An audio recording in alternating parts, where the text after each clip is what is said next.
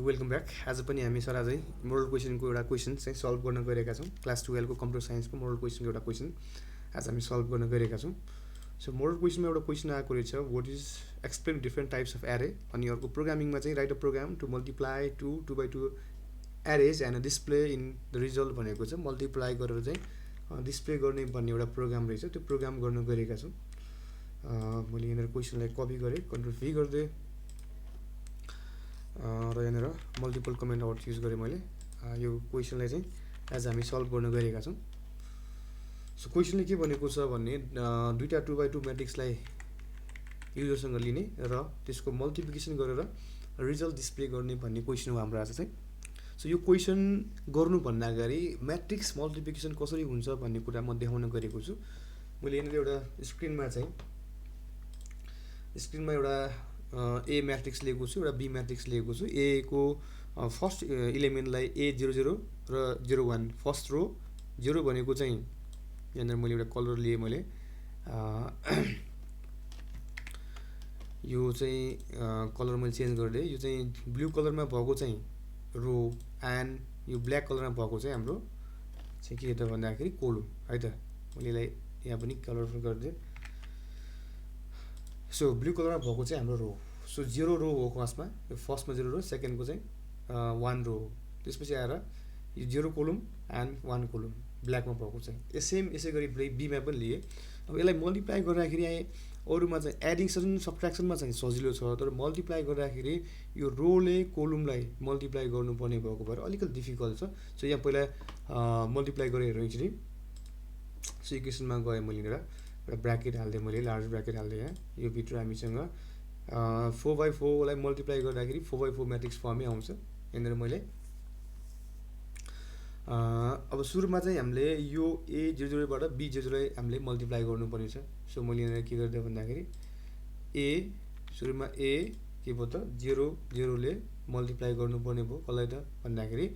A00 ले multiply गर्नुपर्ने भयो। कुनलाई त भन्दाखेरि फेरि लिएँ मैले B। सरी यो चाहिँ ओके। अब चाहिँ मैले के लिँदै भन्दाखेरि बी यो पनि 00 है त। त्यसपछि प्लस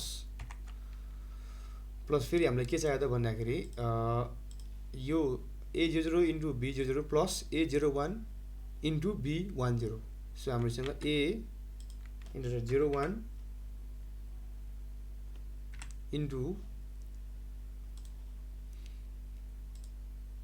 इन्टु हामीलाई फेरि के चाहियो त बी A01 ले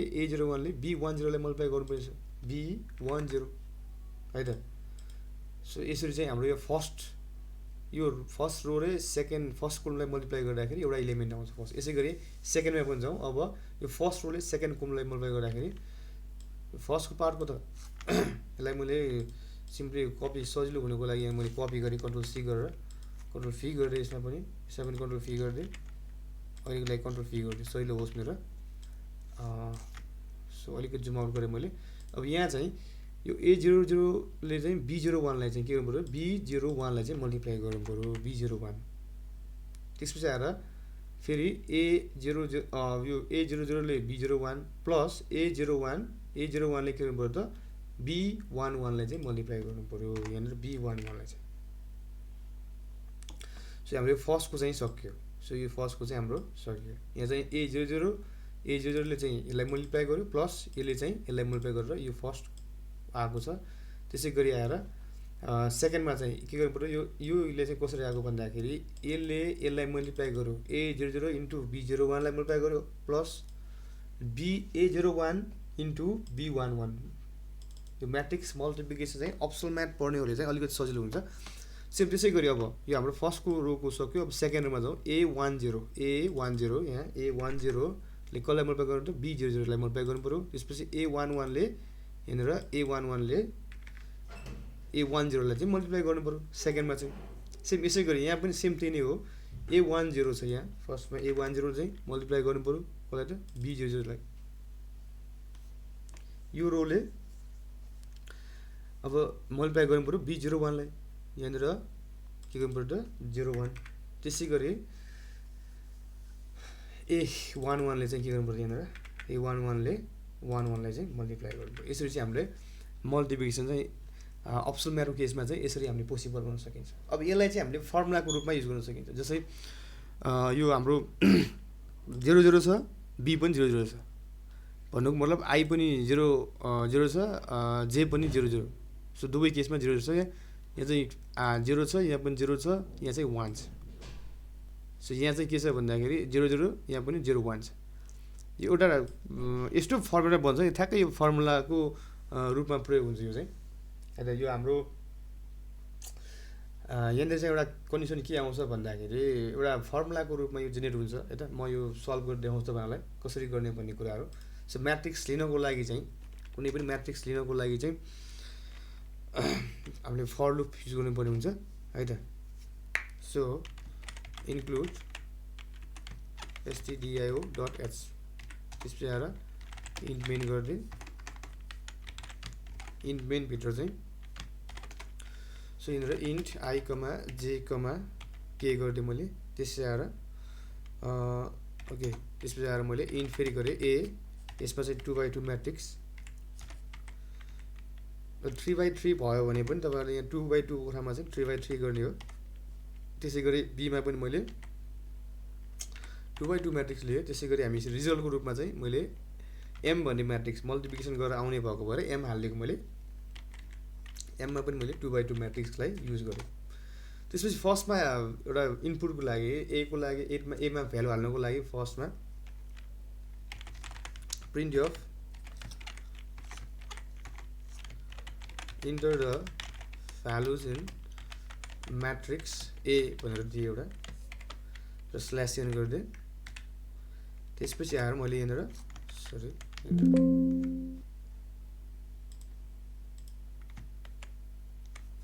सेमिकोलन चाहिँ लास्टमा हुन्छ हाम्रो त्यसपछि चाहिँ फर लुप युज गरे मैले i = 0 अनि i > 2 त्यसपछि i लाई मैले के गर्दा प्लस प्लस गर्दै सेम त्यसै गरे फर लुप लाई अर्को फर लुप j = 0 j > 2 त्यसपछि आएर j लाई फेरि इन्क्रिमेन्ट गर्दै प्लस प्लस गरेर यिनी चाहिँ मैले a को चाहिँ भ्यालु मागे फेरि अब यहाँ प्रिन्ट अफ सजिलोको लागि एकदमै राम्रो फर्मुलाको लागि मैले a अनि %d फेरि large bracket %d equals to गरेर मैले यहाँनिर i, j गर्दै मैले ताकि हामीलाई थाहा होस् कुन 00 a00 मा हामीले एलिमेन्ट हाल्दैछौँ कि 01 मा हाल्दैछौँ कि थाहा होस् भनेर चाहिँ मैले राम्रो फर्मेट पनि देखाउन खोजेको खासमा एकचोटि रन गरेर हेर्नलाई चाहिँ F9 गरे मैले कम्पाइल गरे m भनेर मैले दिए नाम सरी यहाँ हामीले ijk गर्नुपर्ने थियो F10 गरे यति सजिलो तरिकाले ओके यहाँनिर हेर्नु त प्रिन्ट अफ गरेर मात्र मैले यहाँ कति सजिलो फर्मेटमा आउँछ यहाँनिर एउटा स्क्यान अफ पनि गरिहालौँ %d त्यसपछि आएर कमा एम्परसेन्ट a मा लगेर हाल्नुपर्ने छ i र j मा लगेर यति गरे मैले F9 गरे F10 गरे सुरुमा हाम्रो a00 मा मागिरहेको छ मैले यसरी दिन सकिन्छ भन्नुको चाहिँ खासमा कि युजरलाई थाहा होस् कि कुन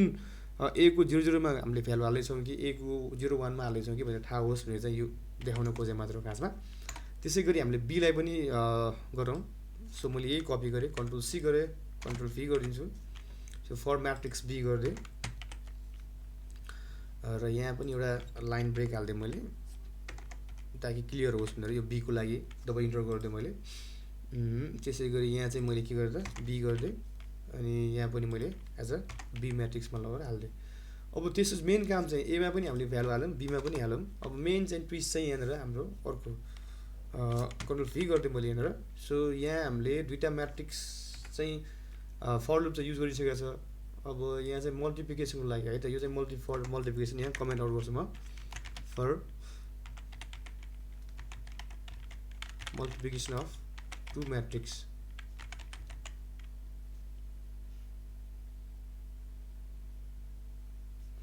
यहाँ चाहिँ हामीले अझै एउटा लुप हाल्नुपर्छ फर लुप यहाँ चाहिँ के गर्नु त k = 0 त्यसपछि आएर k k greater than 2 त्यसै आएर k प्लस प्लस यति हो खासमा यहाँनिर चाहिँ अब मेन चाहिँ हामीले चाहिँ बुझ्नु पर्ने चाहिँ यहाँनिर छ यहाँनिर मैले मेन के गरेँ भन्दाखेरि m i अनि j मा चाहिँ लगेर इक्वल्स टु के गरेँ भन्दाखेरि m i j मै प्लस के गरेँ भन्दाखेरि a i k i j हुनुपर्ने हो i k गरेँ मैले है त प्लस सरी इन्टु के गरेँ त b के गरेँ त k j गरिदिएँ है त k j यो चाहिँ हाम्रो मेन ट्विस्ट हो है त यति गऱ्यो भने चाहिँ हाम्रो मल्टिप्लिकेसन हुन्छ भन्ने बुझ्नु पऱ्यो सो मेन लाइन चाहिँ यो बुझ्नु पऱ्यो खासमा है त यो चाहिँ एकदमै इम्पोर्टेन्ट छ मल्टिप्लिकेसनको लागि चाहिँ यहाँ हामीले आइजे गर्थ्यौँ एडिसनमा चाहिँ आइजे गर्थ्यौँ यहाँनिर यहाँ चाहिँ यहाँ पनि आइजे गर्थ्यौँ हामी सो आइजे यो लास्टमा चाहिँ के हाल्ने यो लास्टमा चाहिँ यहाँ के हाल्ने है त यो बिच यो दुइटाको बिचमा चाहिँ यहाँनिर चाहिँ यो के को चाहिँ प्रयोग गरेको छ अरू ठाउँमा कहीँ गरेको छैन अरू ठाउँमा जहाँ पनि आइजे छ सो यो चाहिँ हामीले बुझ्नु पऱ्यो यहाँनिर चाहिँ एउटा मैले के गरेँ भन्दाखेरि एम आई र जेलाई चाहिँ मैले के गरेँ त 0 गरिदिएँ यति गरिदिएँ यो हाम्रो चाहिँ मेन ट्विस्ट हो अब यो आउटपुट भइसकेपछि चाहिँ मैले देखाउन खोजेँ है त यसलाई चाहिँ अब एमको इलिमेन्ट्सको भ्यालु देखाउँ मल्टिप्लिकेसन भइसकेपछि हामी कसरी देखाउँछौँ त्यो सेम त्यही नै अघि जस्तै हो खासमा यहाँबाट यहाँ कपी गरेँ मैले कन्ट्रोल सी गरेँ अब त हामीले सो गर्नुपर्ने छ सो मैले यहाँ कन्ट्रोल भी गरिदिएँ प्रिन्ट यहाँनिर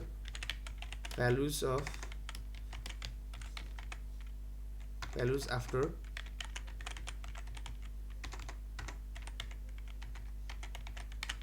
multiplication in matrix m अहिलेको लागि चाहिँ हाम्रो म्याट्रिक्स m मा लगाएको छ सो m लाई चाहिँ डिस्प्ले गर्नु पर्यो अब यहाँ चाहिँ हामीले के गर्नु पर्यो त m म्याट्रिक्समा i and j कोमा चाहिँ यहाँनिर पर्सेन्टेज डी गरिदिएँ मैले त्यति गरिदिएँ अरू केही खासै गरेन यसलाई कट गरेँ मैले कमा यहाँनिर चाहिँ के गर्नु पर्यो त भन्दाखेरि m i j मा लगेर डिस्प्ले गरेँ यति गरेँ र एउटा डिस्प्ले गरिसकेपछि स्ल्यास n पनि गरिदिएँ f9 गरेँ मैले त्यसपछि आएर को आउटपुट आइसक्यो f9 गरेँ f10 गरिदिएँ मैले 2 2 2 गर्दै सजिलोको लागि 3 3 3 3 सो कति भयो त 3 2 6 प्लस 3 2 6 चाहिँ यसरी चाहिँ हाम्रो आउटपुट आएको छ यसरी चाहिँ हामीले म्याट्रिक्स मल्टिप्लिकेसन चाहिँ सक्सेसफुली चाहिँ हामीले रन आउट गरेको छ जहाँसम्म लाग्छ तपाईँहरूले मेन बुझ्नुपर्ने कुरा चाहिँ यो लाइन मात्र हो यति चाहिँ तपाईँले मेमोराइज गर्नुभयो भने चाहिँ हाम्रो प्रोग्राम चाहिँ सक्सेसफुली रन हुन्छ हस् थ्याङ्क यू भन्दै नेक्स्ट भिडियोको लागि मेरो युट्युब च्यानल चाहिँ please subscribe like and comment गर्नु होला भन्दै आजलाई बिदा चाहनुहुन्छ थ्याङ्क्स फर वाचिङ